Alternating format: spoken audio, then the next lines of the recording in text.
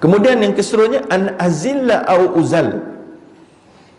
Azilla, kata Ibnu Alan dalam kitab Al-Futuhat mensyarahkan kitab Al-Adhkar, anzala ala tariqatil mustaqimah ila huwa hawah ضدها لغلبة الهوى والإعراض عن أسباب التقوى والانهماك في تحصيل الدنيا. Azil dan terjemahan biasanya tergelincir dan menggelincirkan orang.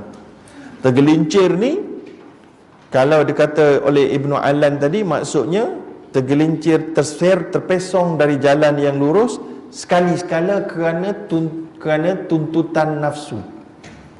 Kerana nafsu tu kadang-kadang dia heret kita sampai kita terseleweng, tapi kita patah balik ke jalan yang betul. Tapi maknanya kadang-kadang dia terseleweng. Sebab tuntutan duit contohnya, kita dah tak ada sangat duit dah ni.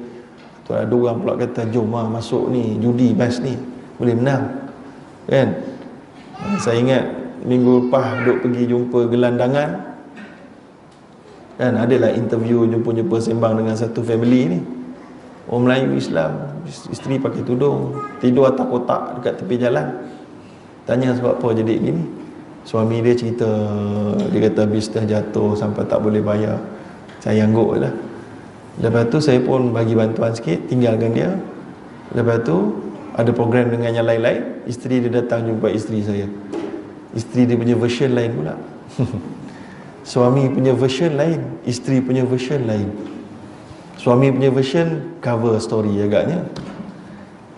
Isteri punya version rupanya jadi gitu kerana suami judi.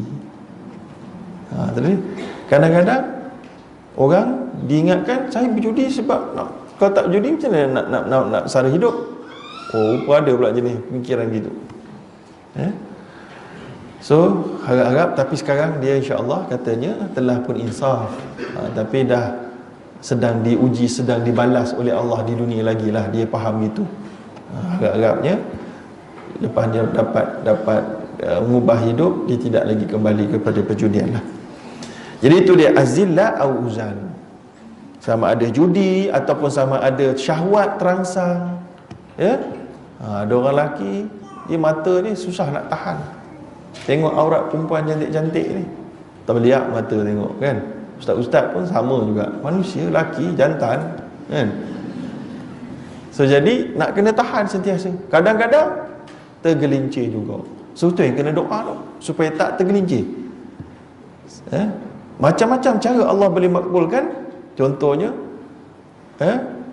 berlaku satu pembukaan aurat yang dahsyat, yang menarik dekat depan kita, tapi waktu tu tiba-tiba WhatsApp kita berbunyi. Contoh kan, kita pun apa? Lepas tu pembukaan aurat tu sekejap saja, tu tutup. Kita pun tengok tak ada apa-apa. Kalau kita tak tengok handphone tadi, nampak dan mungkin tertarik kepada aurat itu, maka Allah jaga ada benda lain berlaku, tak ternampak lah kita. Itu contoh-contoh lah. Itu sebabnya, mungkin sebab kita doa. Kemudian au azlima au uzlam, dan supaya aku tidak zalim pada orang lain, atau uzlam, atau orang zalim padaku. Zalim maksudnya apa? Disebutkan oleh Ibnu Alan, wada'u syai' fi ghairi mahallih au tasarruf fi haqqil ghair bi ghairi idni, meletakkan sesuatu tidak pada tempat yang betul atau menggunakan hak orang lain tanpa izin, kata Ibnu Alan. Guna orang punya, guna komputer, guna orang punya hak milik tanpa izin, itu zalim. Ataupun tak bayar hutang ketika ada duit, zalim. Sebagaimana Nabi kata tentang matlul ghani zulmun, orang yang menangguhkan bayaran hutang sedang dia ada duit untuk boleh bayar, adalah satu kezaliman. So itu zalim kita ke orang, atau orang zalim kat kita, tipu kita, ataupun zalim kat kita dengan cara mengumpat kita, dengan cara memtohmah kita, mendustakan kita, memfitnah kita. Ini semua ini biasa dekat luar rumah. Mungkin kita keluar tu boleh menjadi penyebab kepada tohmahan dan fitnah, betul? Sebab itulah Nabi ajar kita. Satu hari Nabi sedang berbincang dengan Safiyah dekat masjid.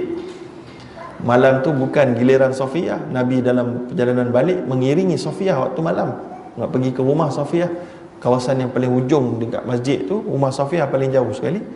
Nabi teman-teman dalam gelap tu nampak dua orang sahabat lalu. Famarra rajulani minal ansar, daripada kaum Ansar. Fa'asri'a, dua-dua sahabat tu dia nampak Nabi, sebab Nabi ni tubuh dia terkenal, nampak kenal tu, tapi nampak dengan perempuan, tak kenal siapa perempuan. So dua orang sahabat Nabi mempersegerakan jalan dia, supaya maknanya tak mau ternampak Nabi, tak mau Nabi nampak dia, ya. Nabi pun terus menegur dengan berkata, ala rislikuma, berhenti nanti, tunggu. Nabi pun pergi dekat dua orang sahabat ni, lalu Nabi berkata, innaha Safiyah, ini Safiyah, isteri aku. Dua orang sahabat pun kata dengan segera, kita dah cerita dulu kan, dua orang sahabat pun dengan segera menjawab, aku tak akan sangka buruk pada kamu ya Rasulullah. Nabi pun kata, khasyitu an yuqzafa fi qulubikum syarra, tetapi aku bimbang nanti kemudian syaitan akan masuk dalam hati kamu dan kemudian mempengaruhi, lalu memikir buruk tentang aku. So jadi Nabi dengan segera menutup jalan fitnah. So kita pun patutnya gitulah. Okey. Baik. Kemudian au yujhal alayya, dan juga supaya aku tidak jahil. Jahil ni maksud apa? Kata alim ulama, maksud jahil ni adalah kita buat perangai orang tak ada ilmu. Antaranya kalau bergaduh melampaui batas. Kalau ketawa terbahak-bahak, terlebih daripada had. Ini semua perbuatan orang tak ada ilmu, ya. Kalau bergaduh melampaui batas, jenis-jenis orang munafik punya jenis ni. Ataupun orang buat perkara yang serupa kepada kita, iaitulah buat perbuatan-perbuatan yang jahil kepada kita, ya. So jadi antara perbuatan orang yang jahil kepada kita ni adalah mereka cipta cerita-cerita tentang kita waktu kita keluar tu. So jadi itu pun satu hal juga. Secara jahil, dia berfikir secara tidak ada maklumat, secara tak ada maklumat. So jadi doa ni penting untuk protect kita, tapi kita kena faham, bukanlah bermakna sekali kita doa ini pasti tidak akan siapa akan berlaku mudarat lagi pada kita.